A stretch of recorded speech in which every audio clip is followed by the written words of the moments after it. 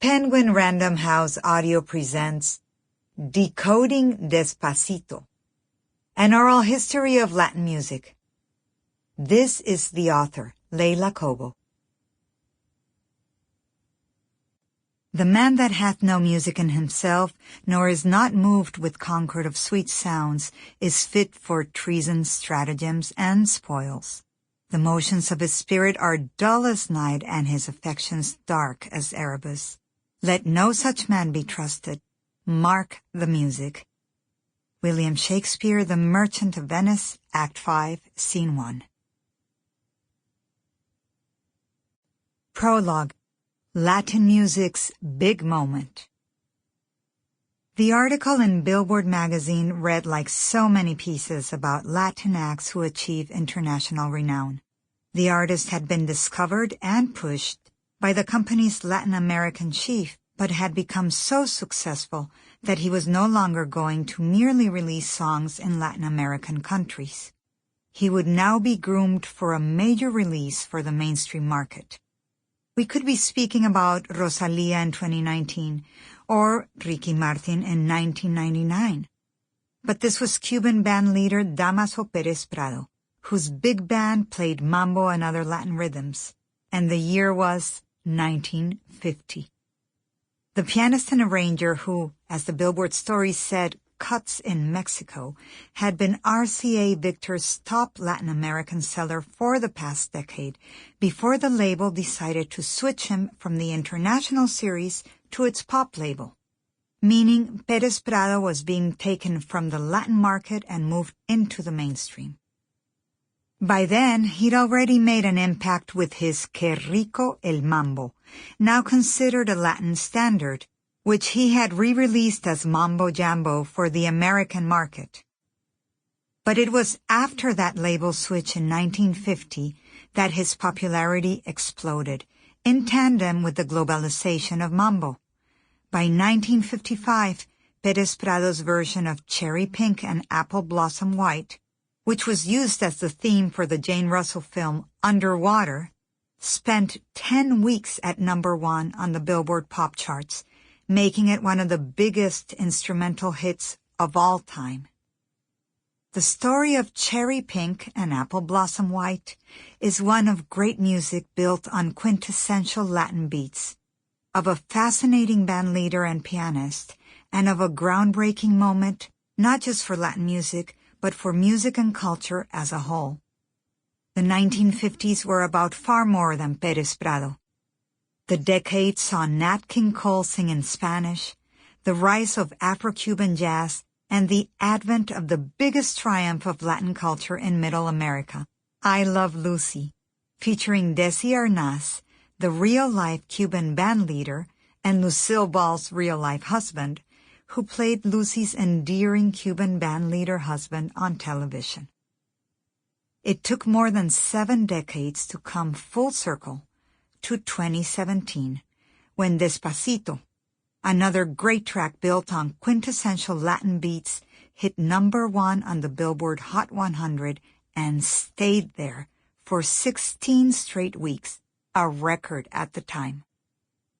And Despacito highlighted a flood of Latin songs that came before and after, hits that found unprecedented global exposure thanks to the rise of streaming services in an ever-shrinking world.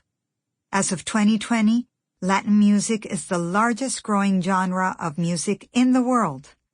Once considered the realm of romantic ballads and folk songs, it has blossomed to incorporate a dizzying array of subgenres, voices, nationalities, rhythms, syncopations, and styles big and small.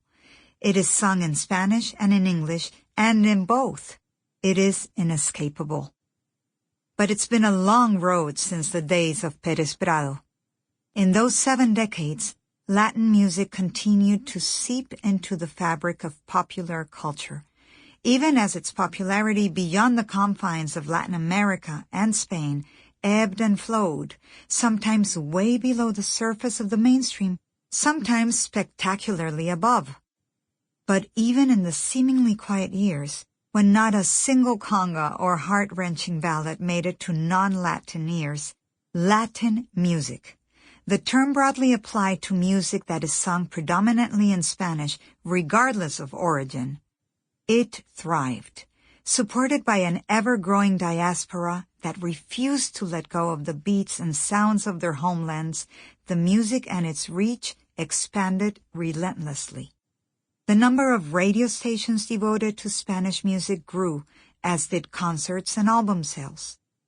In the late 1980s, when I came to this country, Middle America might not have known the names Vicente Fernández, Luis Miguel, or Juan Luis Guerra, but they were all selling out Madison Square Garden.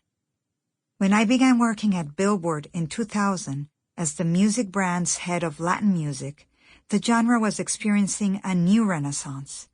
The so-called Latin explosion led by Ricky Martin, Shakira, Marc Anthony, and Enrique Iglesias, among many others. My timing couldn't have been better. I was Colombian, born and raised there, but had come to the United States to study classical piano performance at Manhattan School of Music. After I graduated, I decided to pursue my other passion, media and journalism. I applied for a Fulbright scholarship and obtained a master's degree from the Annenberg School for Communications and Journalism at the University of Southern California. There had to be a way, I thought, to bring together music and journalism, music and media, my Latin background with my formal music training. It all meshed when I landed a job as the pop music critic for the Miami Herald. When the Billboard spot opened up in 2000, the time was ripe for Latin music to come into its own. The seeds had already been sown. In the mid-1990s, Gloria, Estefan, and the Miami Sound Machine awakened the world to the beat of the conga with music that was in English but had as its foundation aggressive Latin beats, a metaphor for a blending of cultures. It was, as Emilio Estefan famously once said, rice and beans with hamburger. At the same time, the ultimate Latin symbol, the sexy crooner, had made its way into every living room in America, thanks to Julio Iglesias and Willie Nelson's To All the Girls I've Loved Before. Who knew Latin and country music could mesh? But the Latin explosion of the late 1990s was more like a tidal wave that enveloped the world, with Ricky Martin's Livin' La Vida Loca and Shakira's Whenever, Wherever serving as two of the flag bearers. They too became household names, eventually gracing the cover of Time magazine.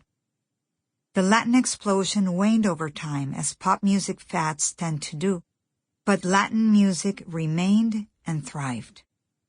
There were unexpected one-offs, like Macarena, a quintessential Spanish track from Sevilla, Spain, whose irresistible dance and beat made it a sporting event favorite, and even the soundtrack of the 1996 Democratic National Convention. At the same time, regional genres like the Dominican Republic's bachata and Colombia's vallenato built a fan base outside their geographical boundaries, with the intoxicating fusion in the songs of artists like Juan Luis Guerra and Carlos Vives.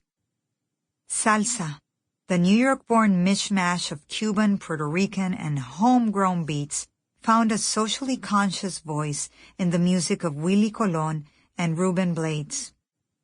Thanks to an influx of Mexican immigrants, variants of regional Mexican music boomed, from the mariachi strains of Vicente Fernández to the norteño corridos of los Tigres del Norte with their tales of heroes and anti-heroes.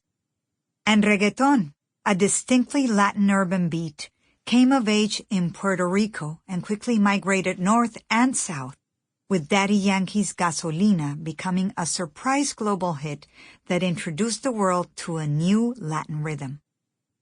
In my time at Billboard, I have seen Latin music and interest about it reach unprecedented levels. Our charts have grown, our traffic has grown, our awards show has grown, our annual Latin Music Conference has become a destination for artists from around the world, and our coverage has multiplied in English and Spanish. Artists who used to be ours Sample complete. Ready to continue?